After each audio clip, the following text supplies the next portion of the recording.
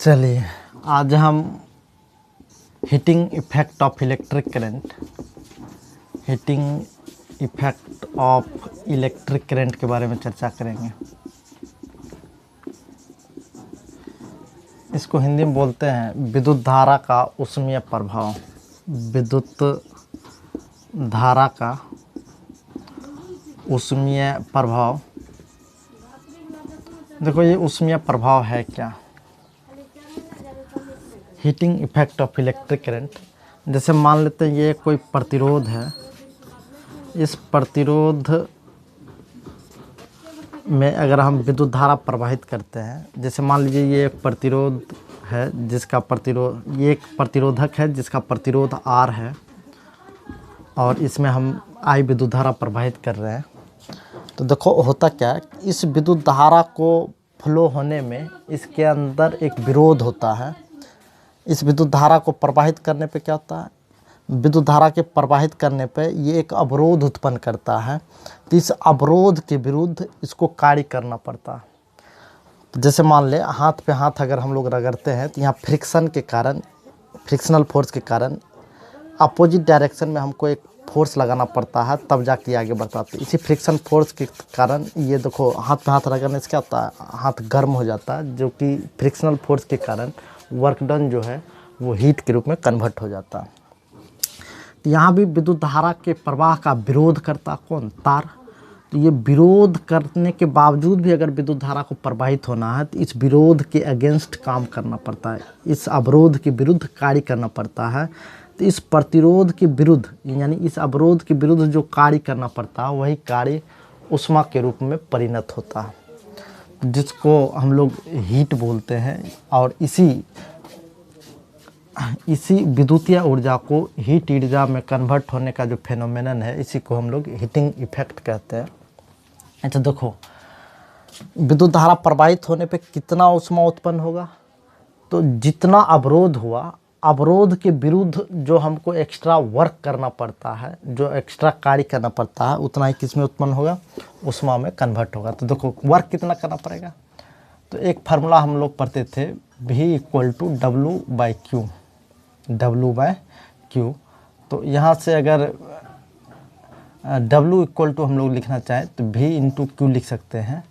अगर इसी को इन डिफरेंशियल फॉर्म में अगर हम देखना चाहें, अवकलन के रूप में, इन डिफरेंशियल फॉर्म यानी अवकलन के रूप में, तो देखो अवकलन के रूप में ये क्या हो जाएगा? तो dW = V × dQ। V × dQ। V क्या? तो potential difference across the resistors या कोई भी इलेक्ट्रिकल डिवाइस होती है, इलेक्ट्रिकल डिवाइस। तो देखो I = हम लोग dQ/dt लिख सकते हैं। देखो rate of flow of charge is called current, यानी आवेश के प्रवाह की दर। देखो आवेश के प्रवाह की दर मतलब टाइम से डिवाइड हो जाना। dQ/dt = क्या होता है? I। तो यहाँ से dQ = लिखना चाहे तो I × dt। तो ये dW = ये V/I/dt। इसी को हम इंटीग्रेटिंग बोथ साइड करते हैं।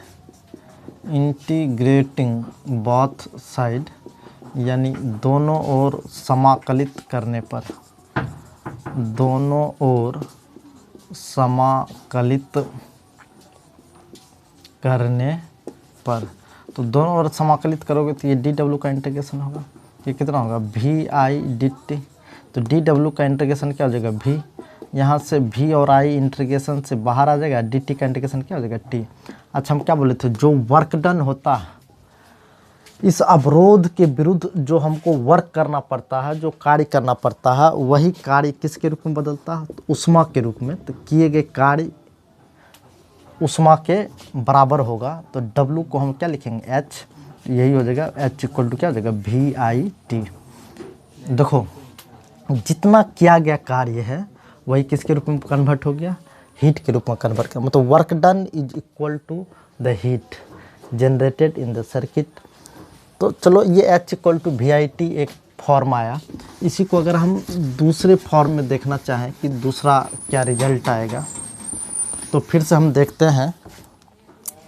ये H = जैसे VIT आया, देखो v इक्वल टू क्या होता है आई इंटू आर।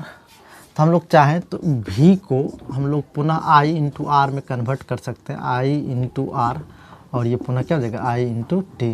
देखो तो ये कितना हो जाएगा I square R into T. तो ये h इक्वल टू क्या हो जाएगा I square R into T. तो ये h equal to V I T और h इक्वल टू क्या होगा I square R into T. देखो आपको कहेगा ये फार्मूला कहाँ अप्लाई करेंगे, ये फार्मूला कहाँ अप्लाई करेंगे। देखो यहाँ आई का स्क्वायर है ना, ये फार्मूला वहाँ अप्लाई करेंगे जहाँ आई कांस्टेंट होगा। तो आई कांस्टेंट प्राय सीरीज कॉम्बिनेशन में होता है, तो सीरीज कॉम्बिनेशन में करंट कांस्टेंट होता है, तो ऐसे स्थिति में हम आई स्क्वायर आर टी वाला फार्मूला लगाएंगे। पुनः अगर हम देखना चाहें तो H equal to V I T, तो आई इक्वल टू ये वी बाय आर। तो देखो एच इक्वल टू ये वी और आई को हम लिख सकते हैं V by R into T. ये एच इक्वल टू लिख सकते हैं ये V square divided by R into T. ये क्या हो गया H equal to V square by R into T. ये फार्मूला कहाँ अप्लाएंगे जहाँ भी कांस्टेंट होगा। तो भी कांस्टेंट कहाँ होता है, तो भी पैरेलल कॉम्बिनेशन में कांस्टेंट होता है, यानी पैरेलल कॉम्बिनेशन के लिए हम लोग V square by R T वाला फार्मूला लगाएंगे। और सीरीज कॉम्बिनेशन में अगर इलेक्ट्रिकल डिवाइस रहा तो वहाँ हीट के लिए हम लोग आई स्क्वायर आर टी वाला फार्मूला लगाएंगे। ये जिसका स्क्वायर है वो कांस्टेंट होगा तो उस कॉम्बिनेशन में हम लोग ये फार्मूला लगाएंगे। जैसे भी कांस्टेंट होना चाहिए, भी कांस्टेंट पैरेलल कॉम्बिनेशन में होता तो हम लोग वहाँ ये फार्मूला लगाएंगे। चलो ये heat generated in the circuit है। अब जैसे हम आगे का कैलकुलेशन करें कि ये heat generated in the circuit या हीटिंग इफेक्ट क्या था, तो कुछ नहीं, वो जो प्रतिरोध यानी रेसिस्टर के अगेंस्ट, यानी ये जो ऑब्स्ट्रक्शंस या हिंड्रेंस ऑफर्ड होता है, इस हिंड्रेंस या ऑब्स्ट्रक्शंस के अपोज के अगेंस्ट जो हम लोग को वर्क डन करना पड़ता है चार्ज को फ्लो कराने के लिए, तो वही वर्क किसके रूप में कन्वर्ट हो गया, तो हीट के रूप में। एक लाइन बोले तो विद्युत धारा के अवरोध के विरुद्ध, विद्युत धारा के अवरोध के विरुद्ध जो किया गया कार्य है वही ऊष्मा के रूप में परिणत हो जाता है। हाँ, अगर उसके अवरोध के विरुद्ध हम लोग कार्य नहीं करते तो ये विद्युत धारा का प्रवाह ही नहीं होगा, क्योंकि एक बार विरोध किया तो ये अगर हम एक्स्ट्रा फोर्स नहीं लगाएंगे तो ये आगे जाएगा नहीं। तो यही जो अवरोध के अगेंस्ट जो हमको वर्क करना पड़ता है टू फ्लो द चार्ज या to flow the electric current in the circuit, वही किसके में कन्वर्ट हो जाता है, हीट के रूप में कन्वर्ट होता था। अब इसी में एक आता पावर। तो पावर क्या होता है, तो heat generated per unit time is called electric power. तो इलेक्ट्रिक पावर को अगर हमको डिफाइन करना हो, electric power in the circuit, या इसी को हम लोग विद्युतीय शक्ति बोलते हैं। तो विद्युतीय शक्ति क्या होगा, तो विद्युतीय शक्ति को एक ही लाइन में हम लोग ऐसे डिफाइन करते हैं, heat generated per unit time, तो P equal to H by T. अच्छा देखो हीट कितना जनरेट हुआ था, जितना वर्क डन हुआ था, तो इसी को W बाई टी भी लिख सकते हैं। तो W बाई टी, चूँकि H किसके बराबर था, W के बराबर था, तो power equal to heat generated per unit time. ये पावर का फार्मूला हुआ, बेसिक फार्मूला। अगर इसी में ऐसा यूनिट ऑफ पावर पूछे तो ऐसा यूनिट ऑफ पावर क्या होगा, यानी शक्ति का ऐसा ही मात्रक। देखो हीट एक तरीके का फॉर्म ऑफ एनर्जी है जिसका ऐसा यूनिट जूल होता है, और टी टाइम है, ये सेकेंड होगा। तो इसको लिख सकते हैं जूल पर सेकेंड, और जूल पर सेकेंड को हम लोग क्या कहते हैं, वाट कहते हैं। जूल पर सेकेंड को क्या कहते हैं, वाट कहते हैं। तो अब हम आगे अगर देखें कि पावर का क्या सा फार्मूला आएगा, ये तो बेसिक फार्मूला था, heat generated per unit time is called electric power in the circuit, या heat consumed per unit time. तो चलो इसी में एक चीज़ और हम देखते हैं कि H इक्वल टू, ये एक फार्मूला बताए थे आई स्क्वायर आर टी। तो देखो H by T is called P, H by T क्या कहलाएगा, P कहलाएगा। तो T इधर ले आके डिवाइड कर दें तो H बाई टी क्या हो जाएगा, आई स्क्वायर आर। तो H बाई टी को हम क्या कहते हैं, P। तो P इक्वल कितना हो जाएगा, आई स्क्वायर आर। ये है power generated in the circuit. यहाँ भी जहाँ आई कांस्टेंट होगा वहीं ये फार्मूला लगाते हैं। पुनः H इक्वल टू एक और फार्मूला हम लोग भरे थे, ये V square by R into T. यहाँ भी हीट जनरेटेड टाइम से डिवाइड कर लो, तो H बाई टी अगर कर लें, यही टी इधर ले आके डिवाइड कर लेते हैं, तो H बाई टी इक्वल क्या हो जाएगा, V स्क्वायर बाय आर। तो यहाँ भी P इक्वल टू कितना हो जाएगा, ये H/T, ये पावर इक्वल टू हो जाएगा ये V²/R। इसी तरीके से एक और फार्मूला हम बताए थे, H इक्वल टू VIT। तो देखो यहाँ भी H/T अगर डिवाइड कर लें तो ये क्या हो जाएगा VI, तो H/T को हम कहते हैं क्या, P, तो P इक्वल टू हम लोग लिख सकते हैं VI। तो चलो ये P इक्वल टू VI हो गया, ये P इक्वल टू I² और ये P इक्वल टू V²/R। ये 3 फार्मूला है जो कि पावर कंजम्पशंस के लिए हम लोग यूज करेंगे, I²R, V²/R या कोई एक फार्मूला लगाते हैं। तो ये फार्मूला प्राय वहाँ लगाएंगे जहाँ I कांस्टेंट वाली बात होगी, ये फार्मूला प्राय वहाँ लगाएंगे जहाँ V कांस्टेंट वाली बात होगी। तो चलो था, ये था पावर और पावर से रिलेटेड फार्मूला जो 3 अलग अलग फॉर्म में हमने लिखा। अब इसी फार्मूले के उपयोग से ढेर सारा न्यूमेरिकल वगैरह बनता है। इस तरीके का न्यूमेरिकल आप लोग अंडर 10 भी बनाए होंगे। किसी भी इलेक्ट्रिकल डिवाइस का रेसिस्टेंस वगैरह फाइंड करना होता है, या मान लो कितना यूनिट बिजली बिल का खपत हुआ, तो उन सब में भी ये बड़ा काम आता है। तो इससे रिलेटेड बहुत अच्छा सवाल आता है। 11th-12th में भी थोड़ा बहुत सवाल इसमें है, ऐसे अंडर 10 भी आप लोग बनाए हुए हो। तो चलो, इसमें जैसे मान लो कोई इलेक्ट्रिक डिवाइस देते हैं, ये एक इलेक्ट्रिक डिवाइस है। अब इस इलेक्ट्रिक डिवाइस का पावर रेटिंग और वोल्टेज रेटिंग इस पे रहता है। जैसे किसी बल्ब पे अगर देखोगे तो उस पर लिखा रहता है 100 वाट और 100 वोल्ट।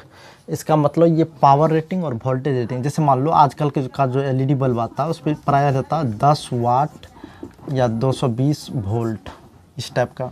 जैसे मान लो 12 वाट या 5 वाट 220 वोल्ट।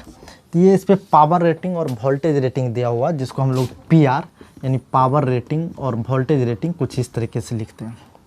देखो ये इलेक्ट्रिकल डिवाइस है, तो इसी तरीके से किसी भी इलेक्ट्रिकल डिवाइस पे पावर रेटिंग और वोल्टेज रेटिंग रहता, चाहे वो फैन हो, बल्ब हो, या कोई भी अनदर इलेक्ट्रिकल डिवाइस हो, टेलीविजन हो, या कोई भी अनदर इलेक्ट्रिकल डिवाइस हो।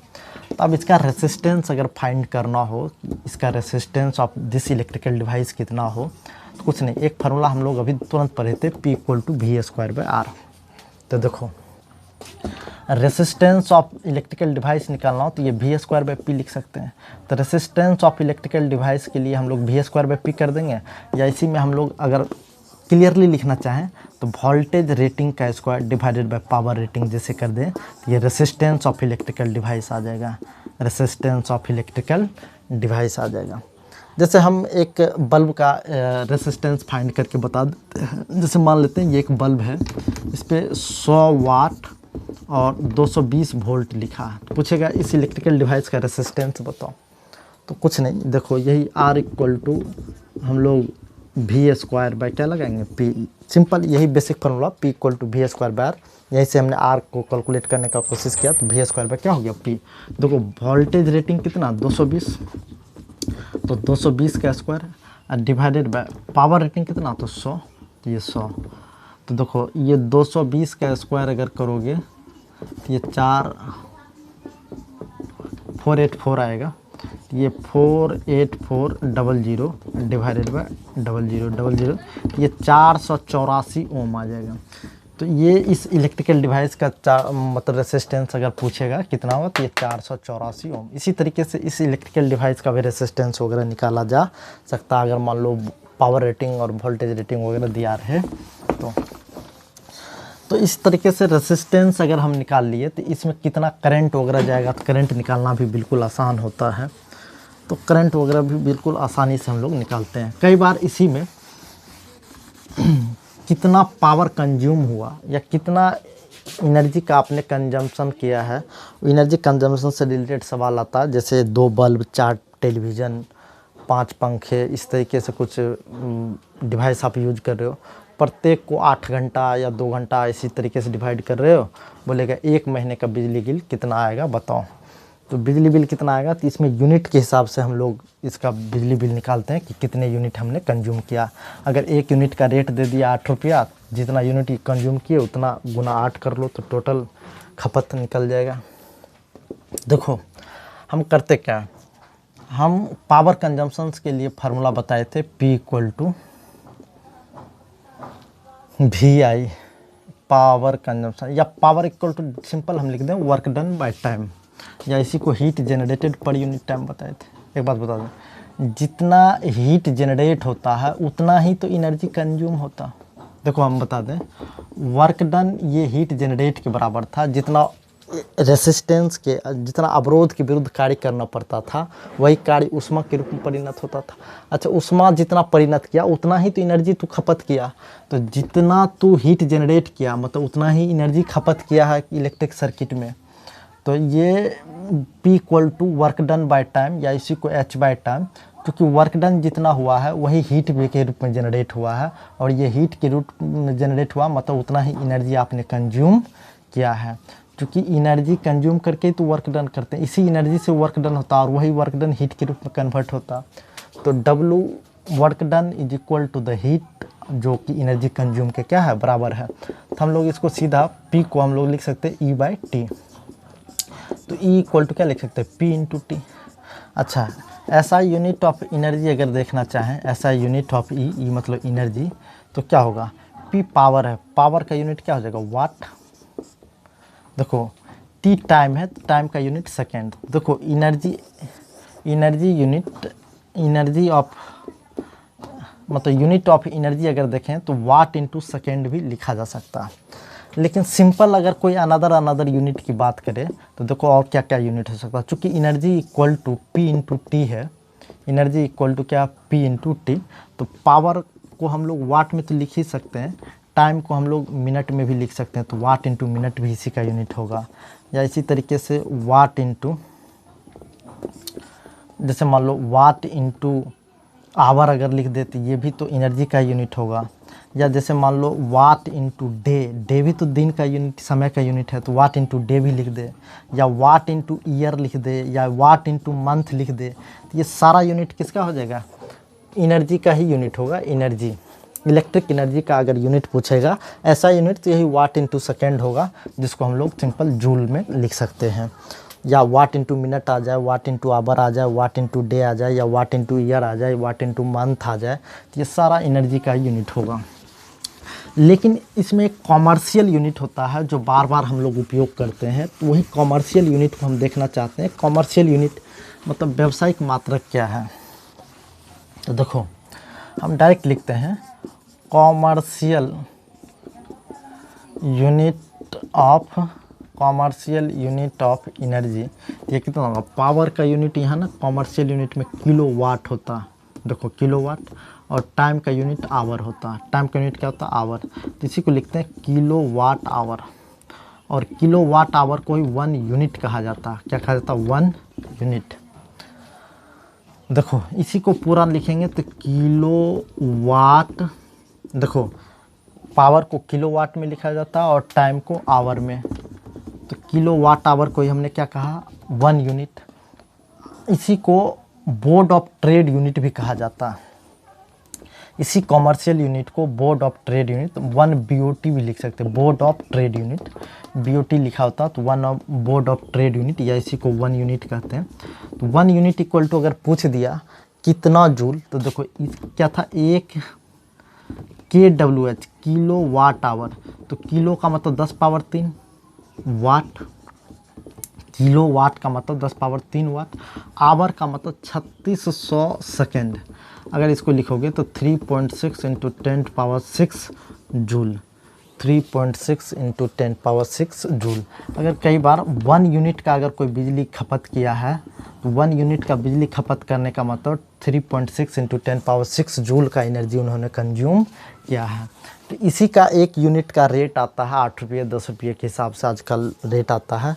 तो कई बार पूछ देगा कि 5 बल्ब 100 वाट का है या 50 वाट का है, एक हीटर है 1000 वाट का है, एक टेलीविज़न है 25-50 वाट का, ऐसे कुछ है।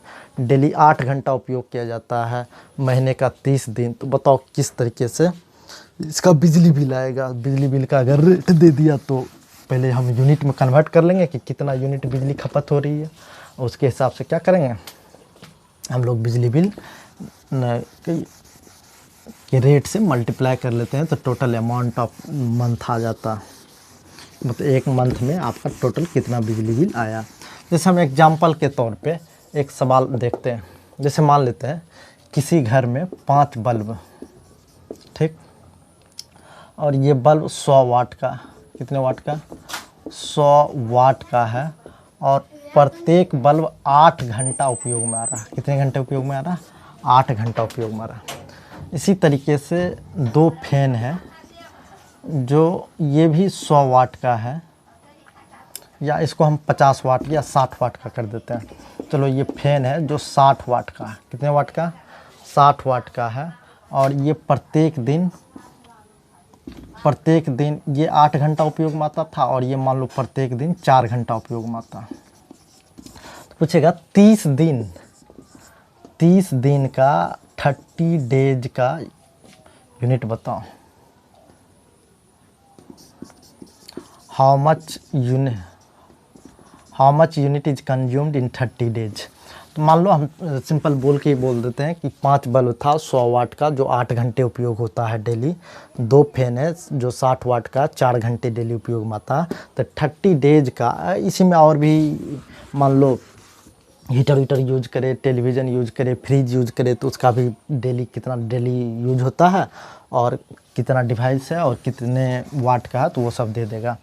तो इस हिसाब से हम देखना चाहें कि कितना यूनिट कंज्यूम होता है। तो देखो सबसे पहले एक डे का अगर निकालेंगे तो एक डे में बल्ब के द्वारा कितना बिजली बिल आएगा। तो देखो 100 वाट का है तो 100 वाट इंटू कितने घंटे, तो 8 घंटे। तो चलो 100 वाट हम बिजली बिल किसके लिए निकाल रहे हैं, मतलब कितना यूनिट बिजली कंज्यूम हो रहा है। तो हमने 100 वाट इंटू 8 आवर कर दिया, तो ये एक बल्ब का हुआ। ऐसा बल्ब कितना, 5। तो देखो पावर इंटू टाइम, तो पावर इंटू टाइम ये एनर्जी तो हो ही गया, लेकिन सिर्फ एक बल्ब का। अब ऐसा कितना बल्ब है, 5 बल्ब है, तो चलो 5 से हमने क्या किया, मल्टीप्लाई कर दिया। तो ये एनर्जी कंज्यूम एक दिन का हुआ 5 बल्ब का, ठीक, प्लस एक दिन में ये कितने कंज्यूम करेगा। तो यहाँ भी पावर इंटू टाइम, तो पावर 60 वाट। तो चलो लिख ही देते हैं 60 वाट इंटू कितना आवर, तो 4 आवर। तो चलो 60 वाट आवर। सिर्फ ये एक फैन का आया। ऐसा कितना फैन, तो 2 फैन का। तो चलो ये एक दिन का बिजली बिल आया। तो एक दिन का बिजली बिल तो देखो 500 गुना 8, तो 8 पंचे 40, 500 8 पंचे 40, 200, तो वाट आवर, ठीक, 4000 वाट आवर, प्लस 6 चौक 24 दूना 48, 6 चौक 24 दूना 48, मतलब 480 वाट आवर। तो चलो टोटल वाट आवर कितना हुआ, तो 4480 वाट आवर। तो चलो ये वाट आवर केवल एक डे का आया। कितने डे का आया, एक डे का आया। तो फॉर 30 डेज अगर हम करने चाहें, फॉर 30 डेज, तो इसमें 3 दिन से क्या करना पड़ेगा, 30 दिन से मल्टीप्लाई करना होगा। तो 30 इंटू 4480 वाट आवर। तो देखो अब तो केवल ये वाट आवर आया। 3 से अगर मल्टीप्लाई अगर कर ही दें, तो 8 तिया 24, 4 तिया 12, 2 14, और 4 चौक 16। देखो 8 तिया 24, 4 5 2, 4 तिया 12, 2 14 4 1, 4 तिया 12 1 13, इतना 00 वाट आवर। तो देखो ये वाट आवर आया। और हम एक यूनिट कब कहते हैं, जब 1 किलो वाट आवर होता। तो इसको किलो वाट आवर में कन्वर्ट करने के लिए 1000 से डिवाइड करेंगे। तो जैसे 1000 से डिवाइड करेंगे तो 134.4 किलो वाट आवर आएगा। तो इसी किलो वाट आवर को हम क्या कहते हैं, यूनिट कहते हैं। तो 134.4 यूनिट आ गया। तो इतना बिजली बिल खपत किया आपने कितने दिन में, 30 दिन में। हम एक बार फिर से रिमाइंड कर दें, आप 5 बल्ब जला रहे थे 100 वाट का प्रत्येक दिन 8 घंटा, और 60 वाट का बल्ब जला रहे थे 4 घंटे प्रतिदिन, और 2 फैन था। तो एक दिन का अगर हम बिजली बिल खपत देखें तो एक दिन का 100 वाट गुना 8 आवर, ऐसा 5 बल्ब था, 5 से मल्टीप्लाई करें तो ये टोटल बल्ब के द्वारा बिजली खपत है, एनर्जी खपत है। तो अब इसी तरीके से इसमें देखो 60 वाट का 4 घंटा उपयोग करें तो 60 वाट इंटू 4 आवर, ऐसा 2 डिवाइस था, तो ये एक दिन का आया। तो एक दिन का टोटल इतना वाट इंटू आवर आ गया। फॉर 30 डेज के लिए हमने क्या किया, 30 से मल्टीप्लाई कर दिया तो टोटल इतना वाट इंटू आवर आया। इसी को किलो वाट में कन्वर्ट करने के लिए 1000 से हमने डिवाइड किया तो इतना किलो वाट। तो इतना यूनिट आपने बिजली खपत कर लिया एक 30 दिन में। अब मान लो कि एक यूनिट का आपको 8 रुपया लगता है, 10 रुपया लगता है, तो उस हिसाब से आप इसमें मल्टीप्लाई कर लो तो टोटल एनर्जी कंज्यूम का जो आपका कॉस्ट आएगा वो टोटल कॉस्ट आप लोग को पता चल जाएगा कि कितना आया। तो चलो ये था सिंपल बेसिक टाइप का सवाल जो आप लोग अंडर 10 भी बनाए होंगे।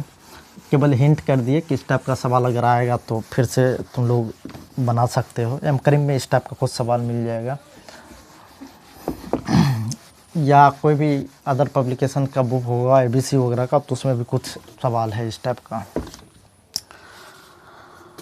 तो अब हम इसमें बताते हैं कि आगे बताएंगे कि जैसे 2 बल्ब को सीरीज में लगाते हैं तो सीरीज में लगाने से बिजली का कंजम्पशन ज़्यादा होगा या पैरेलल में लगाने से बिजली का कंजम्पशन ज़्यादा होता है। जैसे बल्ब लगाए तो बल्ब का लाइटिंग किसका ज़्यादा होता है, तो किस बल्ब का लाइटिंग सीरीज में लगाने से ज़्यादा लाइटिंग करेगा या पैरेलल में लगाने से ज़्यादा लाइटिंग करेगा। तो ये सब कौन सा बल्ब कौन ज़्यादा ग्लो करेगा या कौन कम ग्लो करेगा, या जैसे मान लो किसी इलेक्ट्रिक सर्किट में हमने बल्ब लगाया है तो कई बार ऐसा पहचाने देता कौन सा बल्ब फ्यूज करेगा या कौन सा बल्ब फ्यूज नहीं करेगा। तो इस टाइप का भी सवाल आता है। तो देखो बिजली का खपत पैरेलल में होता है कि सीरीज में होता है, तो इसे हम मौखिक रूप से बता दें पैरेलल में बिजली का खपत ज़्यादा होता है और सीरीज में बिजली का खपत एनर्जी कंजम्पशन कम होता है। लेकिन उसके बावजूद भी हम लोग पैरेलल कॉम्बिनेशन में लगाते हैं, क्योंकि अगर पैरेलल कॉम्बिनेशन में बिजली का खपत ज़्यादा होता है, इस बात को आप प्रूव करो, तो उसके लिए हम अगले दिन क्लास में आते हैं तब बता देंगे कि कैसे बिजली बिल पैरेलल कॉम्बिनेशंस में ज़्यादा कंज्यूम होता है या बिजली ज़्यादा कंज्यूम होता है, सीरीज में कम होता है। अच्छा, ग्लोइंग ऑफ बल्ब का भी एक अपना प्रिंसिपल्स है, ग्लो कौन ज़्यादा करेगा। तो ऐसे एक वर्ड में हम बता दें, जो ज़्यादा हीट जनरेट करता है ना वो ज़्यादा लाइट देता है। किसी भी बल्ब का जो ग्लोइंग अगर चेक करोगे तो वो directly proportional to the heat generated by the bulb होगा। जो ज़्यादा हीट जनरेट करेगा वो ज़्यादा ग्लो करेगा। उसी तरीके से फ्यूज करने वाला वही कॉन्सेप्ट आता है। कई बार सर्किट डायग्राम दे देता, बोलता कि कौन सा बल्ब फ्यूज कर जाएगा या कौन सा बल्ब प्रॉपरली काम करेगा। तो फ्यूज करने का भी अपना एक कॉन्सेप्ट है कि अगर अप्लाइड जितना रेटिंग वोल्टेज है अगर उससे ज़्यादा वोल्टेज अप्लाई कर दिए तो बल्ब फ्यूज कर जाएगा, या जितना रेटिंग करंट उसमें जाना चाहिए उससे ज़्यादा करंट अप्लाई हो गया, करंट फ्लो हो गया तो बल्ब फ्यूज कर जाएगा। तो ये सब कॉन्सेप्ट हम किसी अगले वीडियो में बना देंगे। तो आज भर हम इतना ही छोड़ते हैं, अगले दिन हम मिलेंगे। तब अगला जब ये सब कॉम्बिनेशन बता देने के बाद, जैसे कई बार पूछता है कि हाउस वायरिंग किस कॉम्बिनेशन होता है, सीरीज कॉम्बिनेशन में कि पैरेलल कॉम्बिनेशन में। तो आप लोग ये भी याद रखेंगे हाउस वायरिंग जो होता है वो पैरेलल कॉम्बिनेशन में आता है, जबकि पैरेलल कॉम्बिनेशन में बिजली का खपत ज़्यादा होता है तो भी पैरेलल कॉम्बिनेशन में करते हैं, ताकि बिजली बिल भले ही खपत ज़्यादा होता लेकिन हमारा इलेक्ट्रिकल डिवाइस जो है, इलेक्ट्रिकल डिवाइस वो क्या होता, सेफ होता पैरेलल में, जिसकी वजह से हम लोग पैरेलल में ही हाउस वायरिंग करते हैं।